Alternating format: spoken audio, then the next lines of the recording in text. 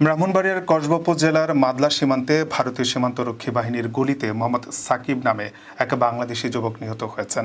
একই ঘটনায় আহত হয়েছেন সুজন বর্মন নামে একজন ভারতীয় নাগরিক। রোববার রাতে 11:15টার দিকে মাদলা সীমান্ত এলাকায় বিএসএফের গুলির ঘটনা ঘটে। এ সময় সীমান্তের শূন্যরেখার কাছাকাছি অবস্থান করছিলেন সাকিব ও সুজন। তারা সীমান্ত পাড়ে চোরাই মোটরসাইকেল সংগ্রহের উদ্দেশ্যে গিয়েছিলেন বলে জানা গেছে। নিহত সাকিব কসবা উপজেলার বায়েক ইউনিয়নের মাদলা গুচ্ছ গ্রামের বাসিন্দা মোহাম্মদ আব্দুল মোতালেবের ছেলে। আহত সুজন ত্রিপুরা রাজ্যের আগরতলার বাসিন্দা এবং বর্তমানে ঢাকার একটি বেসরকারি হাসপাতালে চিকিৎসাধীন রয়েছেন। কসবা উপজেলার নির্বাহী কর্মকর্তা মোহাম্মদ সামিউল ইসলাম জানান, ভারতীয় নাগরিক সুজন বর্মনের সহায়তায় চোরাই পথে একটি মোটরসাইকেল আনার সময় বিএসএফ সদস্যরা তাদের লক্ষ্য করে গুলি ছোড়ে। এতে ঘটনাস্থলেই গুলিবিদ্ধ হন উভয় ব্যক্তি। পরে একজন মারা যান।